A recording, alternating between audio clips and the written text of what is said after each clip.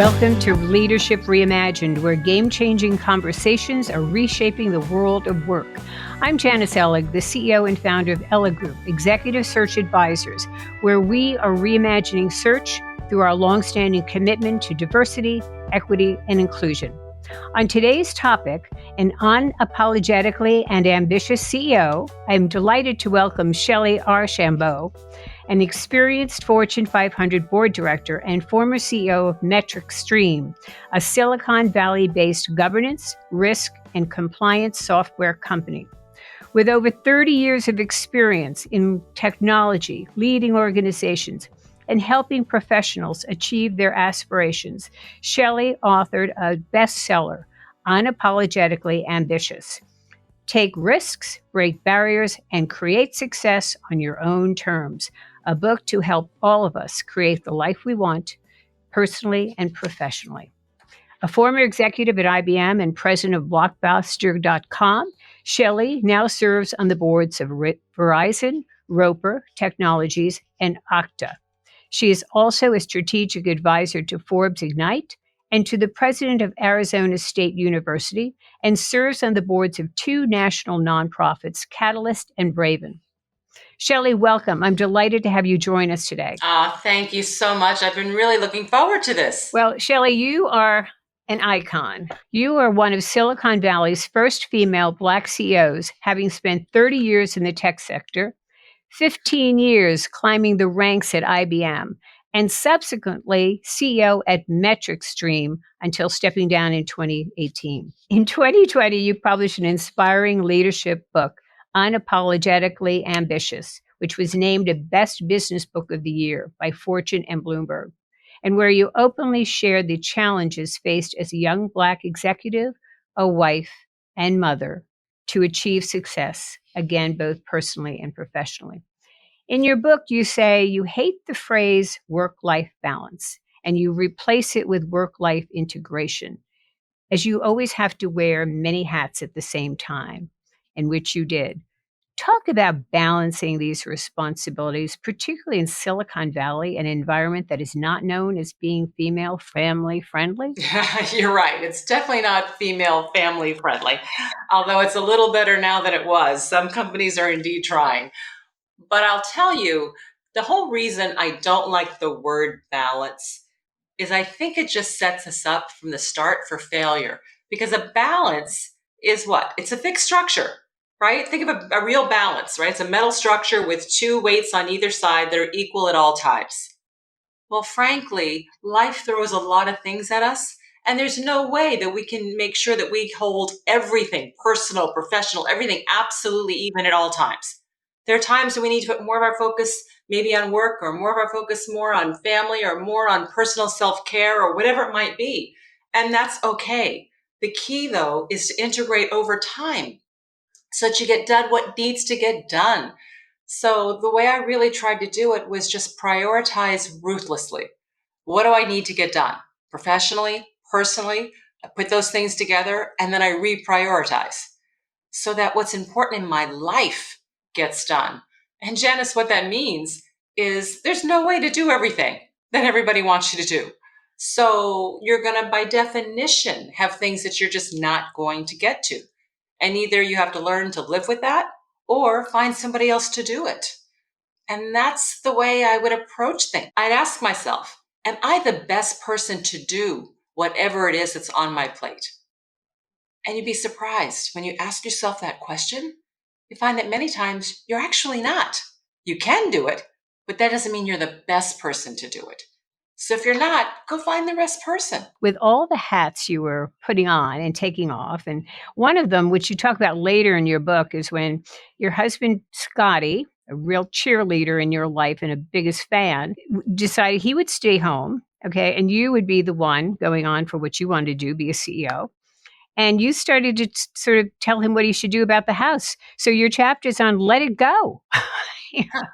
So right? true. That was one hat you had to take off and let him do what he had to do if that were going to be the two roles you were each playing, right? Absolutely. Before he decided to stay home, we had nannies.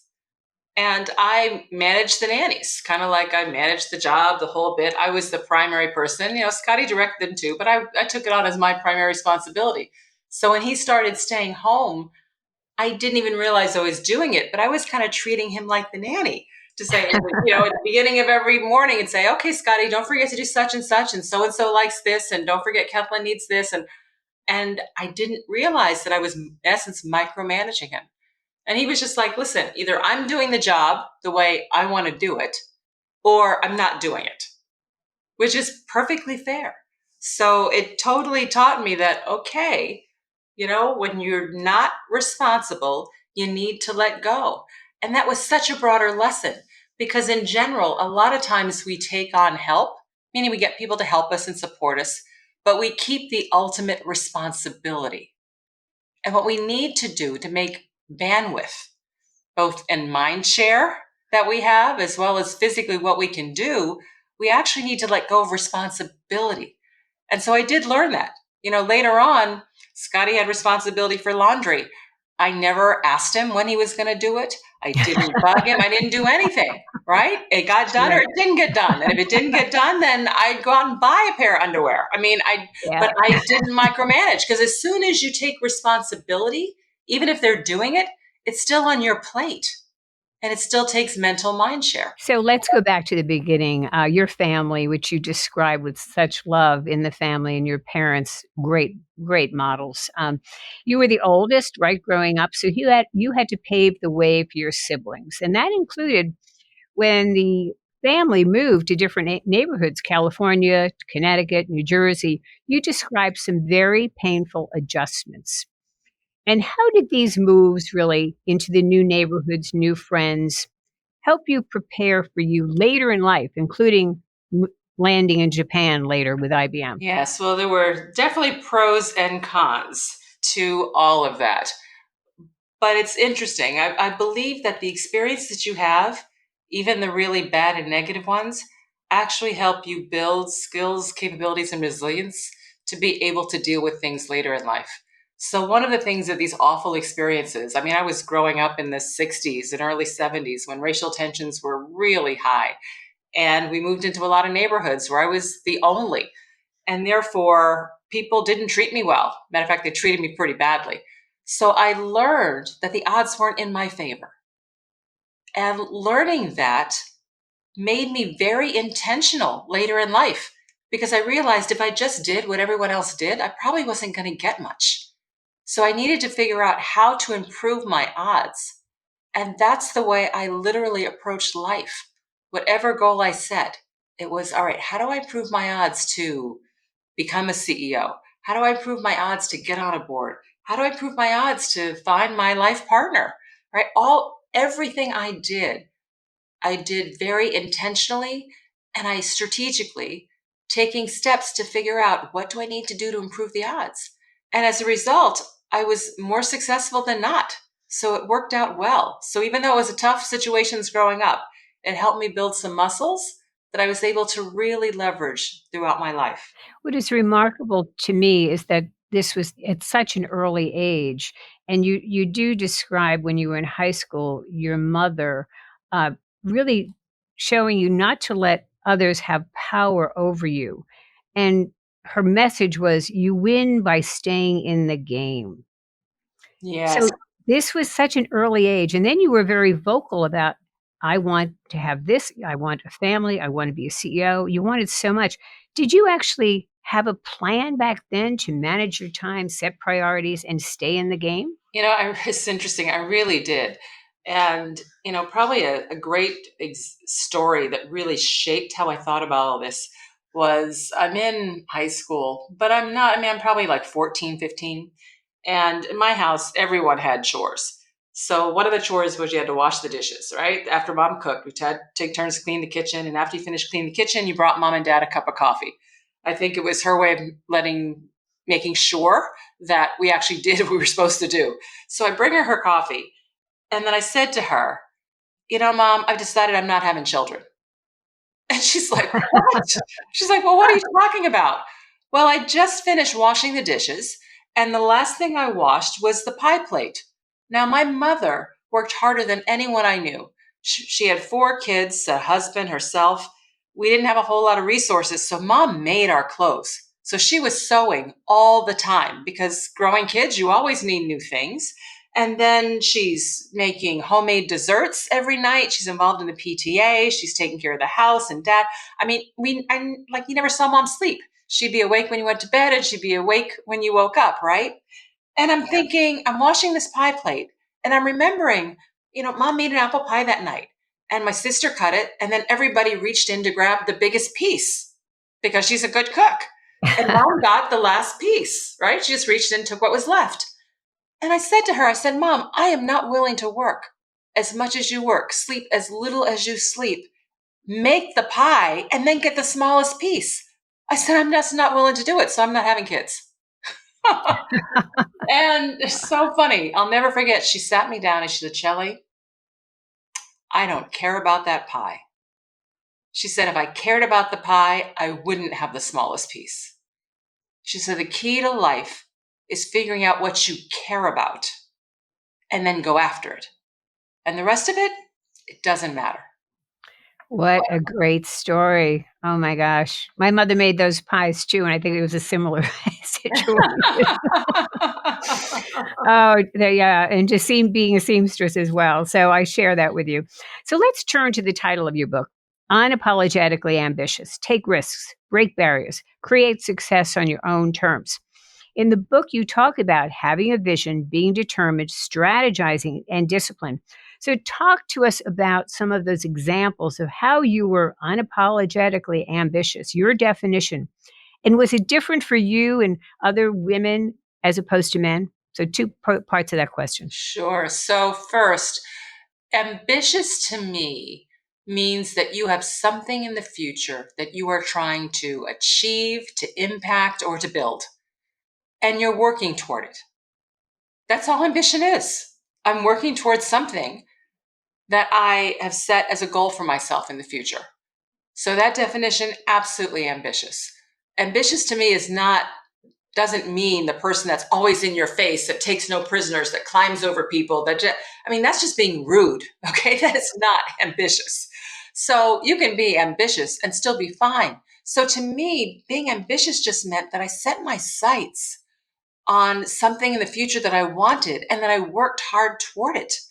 And I let people know along the way what it is that I wanted. So many people, Janice, have a goal or an objective, but they don't tell anybody. They don't tell anybody. I'll mentor people and I'll say, what do you want to do? And when I finally pull it out of them, they'll say, oh, I want to run a business one day, or I want to be a chief marketing officer, or whatever it might be. And I say, great, who knows? And their answer is, well, what do you mean? I'm like, well, who knows? That's what you ultimately want to do. And maybe it's a spouse or a mentor, right? But rarely is it a lot of people. And like, listen, if people don't know what you want, they can't help you, right? They can't help you if they don't know what you want. So being ambitious, when you ask about how that really manifested itself with me, it was setting goals, but it was letting people know what my goals were so they could help me. I didn't go Exactly. around, right? And I didn't go around saying, listen, I'm going to be CEO one day, so get in line and support me, right? No. But what I'd say is, one day I aspire to run a company, right? I'd say things like that, which are not threatening. It just puts it out there and you'd be amazed. I'd done my homework when I was at IBM, and every single person who ran a line business and worked for the CEO had done an international assignment. But more than that, most of them had done it in Japan. So I didn't know what was special about Japan, but I figured, all right, I need to go to Japan if this is my goal. Right. So I started telling people, oh, by the way, I'm really interested in an international assignment one day and I'd love to go to Japan, right? It was just I just throw it out there. Well, sure enough, a couple years later, I get a call from a guy who's been promoted. He's over in Japan. He's got a job opening that he thinks I would qualify for. And he said, Shellye, I remember you mentioned you were interested in doing an assignment in Japan. Are you still interested? And I'm like, absolutely.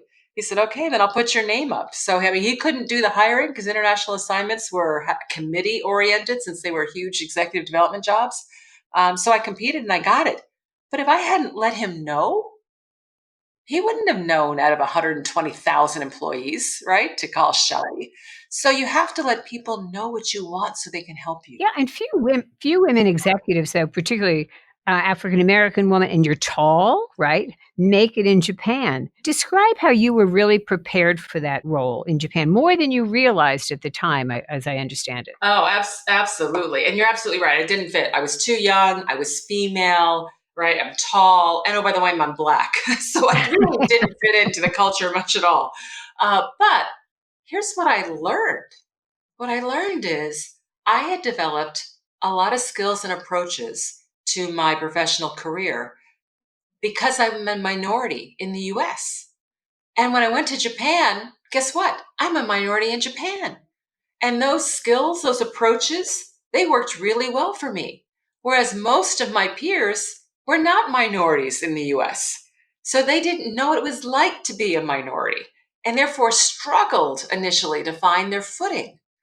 So I tell women and people of color all the time, do international assignments. You're going to bring more skills to the job than you realize. So important to one's career. And then, of course, now you've gone on boards, and the international global perspective I find with all candidates is so important when putting anyone on a corporate board these days. I want to go to your time at IBM because there was a point at which you walked into your boss's office and you to resign. You'd talked about this with your husband the night before over a glass of wine. You walk into your boss, yeah, they're not putting me where I want to be. And you say to your boss, it breaks my heart that I can't achieve my ambitions here at IBM. And a few days later, you get a significant promotion. And this is all about telling them what you want, right? But you pushed the envelope there. This was a bold declaration. What gave you that courage, self confidence to take that type of risk? You know, it's interesting because it was such a scary thing to do. I was probably, let me think, I was only 8 or 9 years into my career, if that much. I'm trying to count three, seven, but yeah, probably about 7 years into my career at this point. And I don't know that it was so much I had the courage as if I didn't do it, I wasn't going to achieve my objectives. So I felt that I really didn't have a choice. They'd put me in such a bad position that I was going to have to leave. And that's literally what I said. I'm like, I don't want to go, but you're forcing me to because I can't achieve my objectives here. That's what you're telling me. And I think resigning in that way also helped. I didn't walk in and say, I quit, I found a better job, right? As much as I said, you forced me to do this, and therefore I found it because you've told me there's no promotion opportunities here. And I really didn't expect, I was naive, right? I was young. I didn't realize that they'd come back with a counter offer. I really thought I was leaving. And what I learned in that is the reinforcement of yes, it's really important to make your needs known. But the other thing that I learned is if you are providing significant value and your company wants you there, they will work hard to keep you there. And that's just a good thing to know. So you do have some power. Now, you can't be walking into the company and resigning every year, right? To try to go get promoted. That's not a strategy in and of itself, for sure. But in general, if you're good at what you do and you're really adding value, make sure the company knows what you want because many times they do want to figure out how to keep you. Well, I must say you did it in an elegant way. It wasn't threatening. It was just, I really want to stay here, but you're not promoting me. So that's a real lesson for all of us listening to you today in terms of letting people know what we want. So I want to also just remind the audience that you're listening to an unapologetically and ambitious CEO with Shellye Archambeau. And the topics we cover, like today's, are all current, and a new topic with a new game changer is released every month. This is a great way to stay current on relevant issues happening around us. Now let's return to Shellye. So, Shellye, 30 years in the technology sector, again, not one that's welcoming to women. What initiated your interest in this sector? Opportunity. I had heard along the way, I really try hard to be a good listener. And so along the way, when I was in college, I'd heard that if you choose an industry for your career that is growing, growing industries have growing companies, and growing companies never have enough resources. So if you're good at what you do, you will most likely move farther faster. And I said, okay. So I looked around, and this is the early 80s, and tech was just exploding. And so I said, great, I'll pick tech. It wasn't that I fell in love with technology for technology's sake. I just picked it because it was a growing industry. Oh my goodness, really? So you really saw the opportunity out there. And so you felt, well, I'll learn that, right? Exactly. Exactly. You learn everything else. I mean, in college, you just pick topics, you take courses, you learn. So I figured I would just learn that space. So much was planned. Now, in December 2002, you do achieve your first CEO position, correct? Yes. Can you tell our audience about the bold question you asked the chairman? Quote, if he was hiring you to execute his strategy or hiring you to be the CEO? Wow.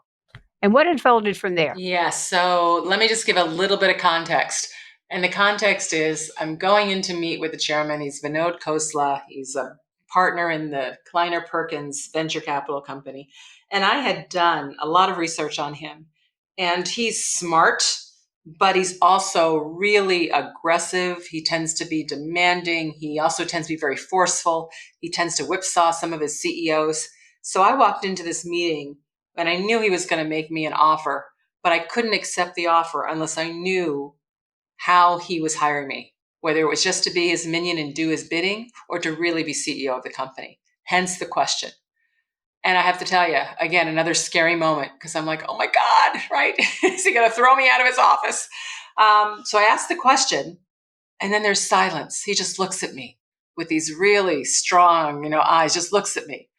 I'm thinking, oh my God, I've totally blown this. And then he's finally, a little smile creeps on the edges of his lips and he says, Shellye, I can be forceful and I have strong opinions, but I hire CEOs to be CEOs. And I said, okay, then I'll accept the job. So that's how that went down. And let me tell you, one of the things that conversation did for me is it gave me power because I didn't do always what he wanted me to do. But I knew we had the conversation and he knew we had the conversation. So therefore, I was able to do what I felt was right. And only once did I come home and tell my husband, all right, I'm doing something completely opposite from what Vinod wants me to do. So when I come home tomorrow, I may not have a job because that's his choice. And sure enough, when I told him what I had decided and it wasn't what he wanted, again, silence. He looks at me and he says, okay, but you better be right, which I could live with. You took on this CEO position, and like he said to you, you better be right. So there is something called the glass cliff, and an article written recently about why do so many female CEOs fall off of it in terms of they could be pushed or they could step. Was there danger for you there? Did you see that for yourself? Oh, there was definitely danger. You have to understand, I took over a company. It was called Zaplet at the time. And Zaplet had raised like $150 million in the early 2000 during the bubble. And when I got there, they had hardly any left. I mean, they were burning $1.5 million a quarter. They were on their way out of business. And so this was definitely a challenge turnaround. So there was no guarantee that this was going to be successful. As a matter of fact, I think most investors had written the company off. They didn't think it was going to be successful. Vinod indeed thought it still had potential, but I think this was really the last chance. So, was there a chance to fall off the cliff? The answer is absolutely.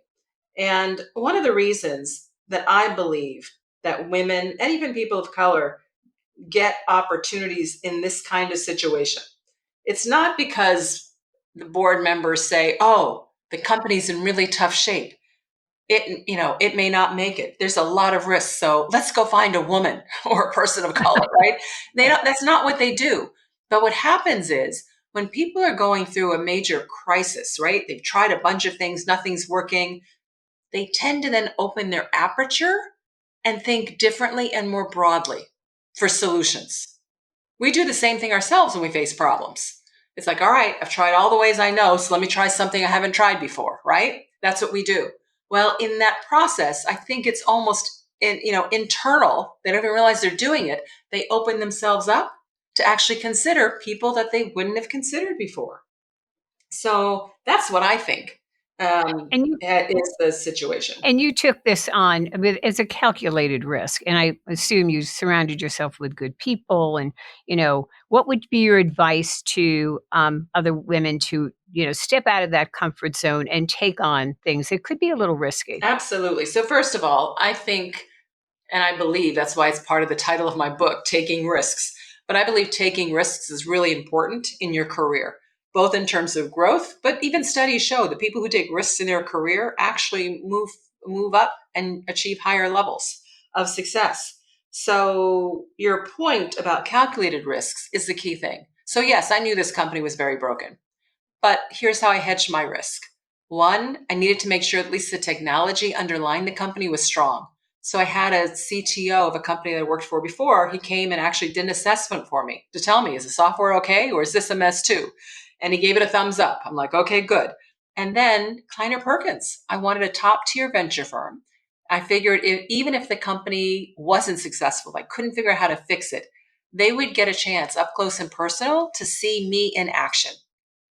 And having that both on my resume and also hopefully making a good impression with them would give me the opportunity to land another job right after this one. So I looked at things to help mitigate the risk. And like you said, hiring the right people, etc. So I'm a big believer, take the risks, but don't just jump into a risk. Spend time. Make sure you're looking at where the risks are coming from. Figure out how you can actually hedge those risks and then take the job. So, Shelley, the next piece that you talk about in the book is about choices, which I love. And you talk about rather than making sacrifices to achieve goals, a different perspective is about making choices.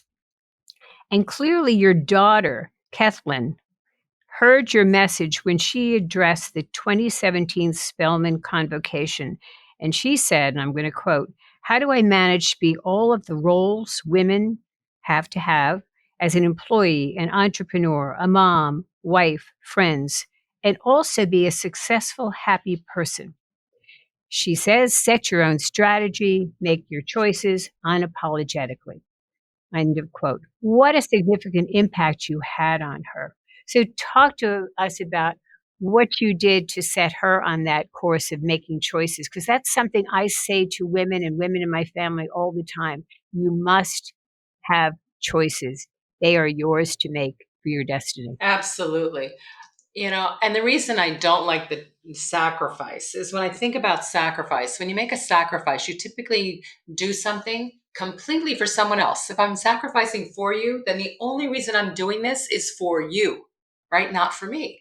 Well, when I do that, two things happen. One, I give you all my power. You're now controlling, in essence, my actions. But number two, you can almost never be grateful enough. I've done so much for you, and you just said thank you, right? I've done. You can never be grateful enough. And more than that, you might even be in a position where you feel guilty. Oh my God, Shelley did all this for me, and what, all. So, for instance, when I started commuting, Kathleen wanted to finish high school in Dallas, and I got the opportunity in Silicon Valley. She was just starting a sophomore year, and she didn't want to move. And so we didn't. I just started commuting. Well, I could have told people, oh, why are you commuting every week? Blah, blah, blah. It's so hard. I could have said, oh, I'm doing this for my daughter so she can stay in school, right? Well, how do you think she would have felt with all that pressure? It's all her fault that her mom's sitting in a lousy hotel room, right? Monday through Friday and blah, blah, blah, blah, blah. And oh my God, it would have put so much pressure on her. That's not fair. And that's not why I did it. I did it because I wanted to make sure that I stayed on track going after my career aspirations. But I did take into account all the other stakeholders, right? Her, her brother, my husband, the whole bit, in making that decision. But see, I now own the decision. She doesn't feel any guilt. And, I've asked her as an adult now, she's now 37. I've asked her, I said, Kathleen, were there points when you were growing up where you felt guilty? And her answer was no. And I'm really, really proud of that because so many of us, but especially women, we feel guilty for all kinds of things. And that's why by making choices that are ours to own and not sacrifices, we actually empower both ourselves, but then our children.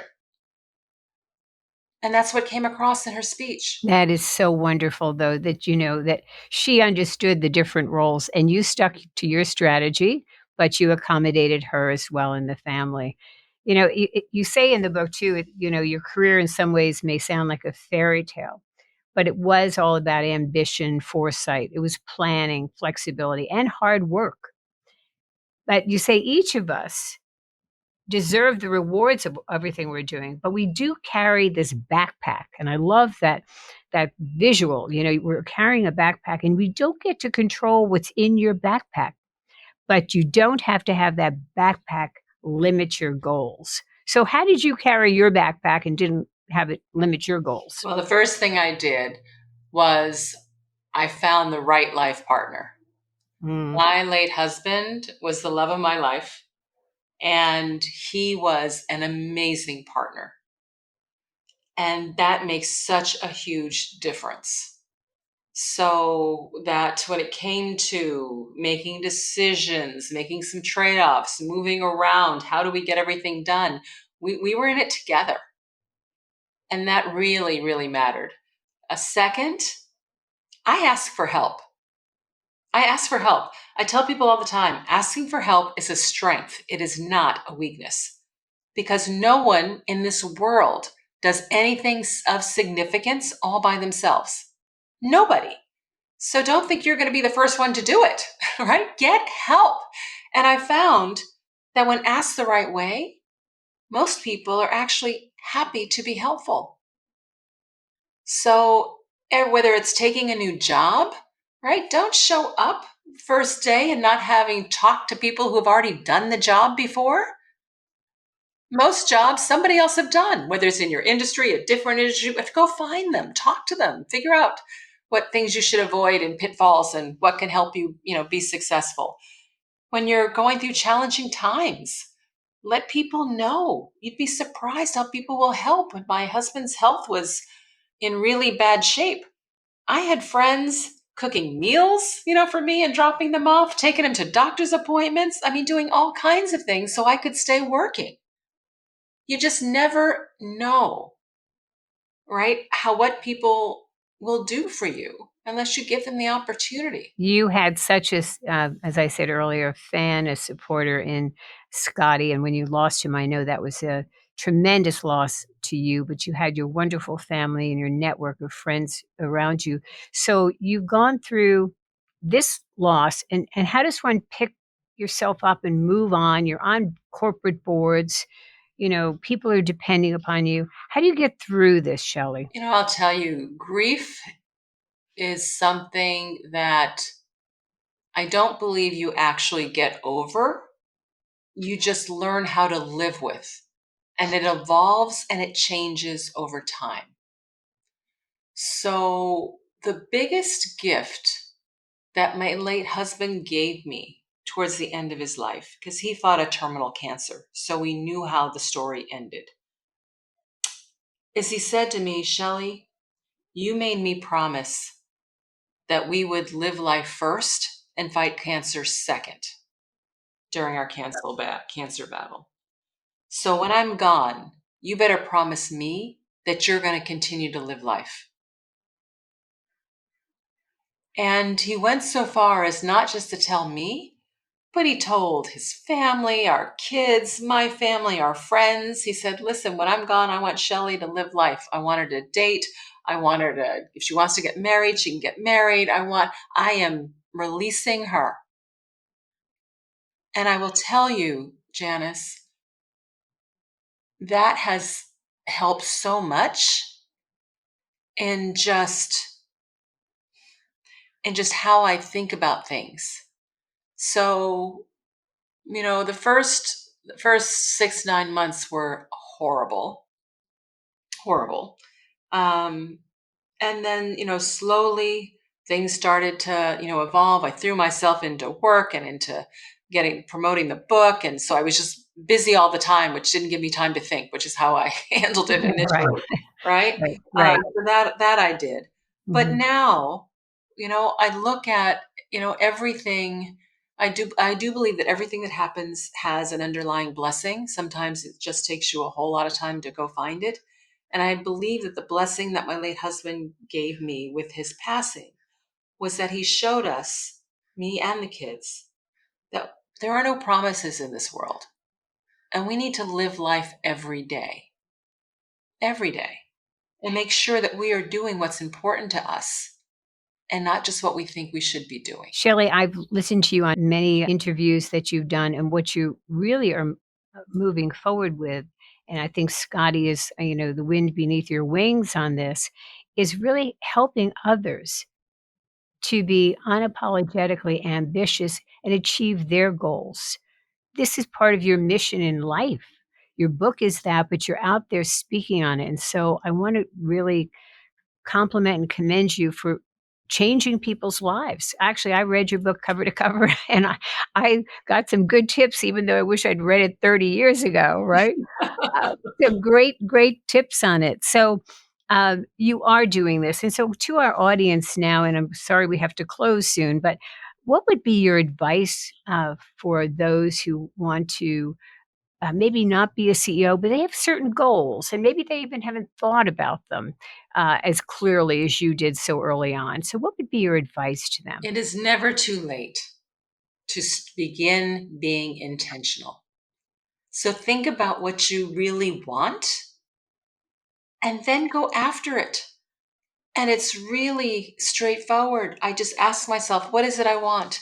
And if what you want is to lead a nonprofit, or to, who knows, to, create um, an organization, or to even career wise, right? To be on a board, whatever it might be, you set yourself the goal and then ask yourself, what has to be true for me to achieve this?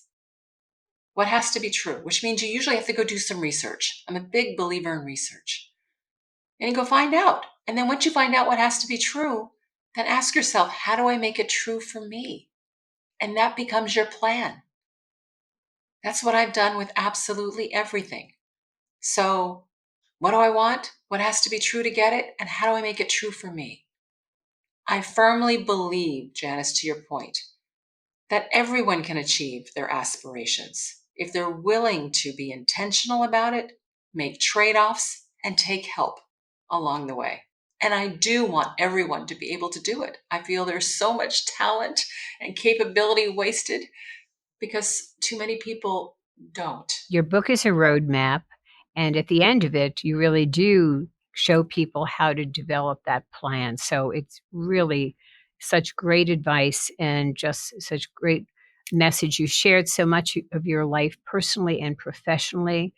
Uh, Shellye Archambeau, I want to thank you so much for joining us today and sharing your incredible story. Thank you for being who you are and changing many people's lives. Well, thank you so much for having me, Janice. I really do appreciate it. And to our audience, thank you for tuning in to another game changing conversation on Leadership Reimagined. You can find me on Twitter, LinkedIn, or visit our website at elligroup.com. Thank you for joining us today.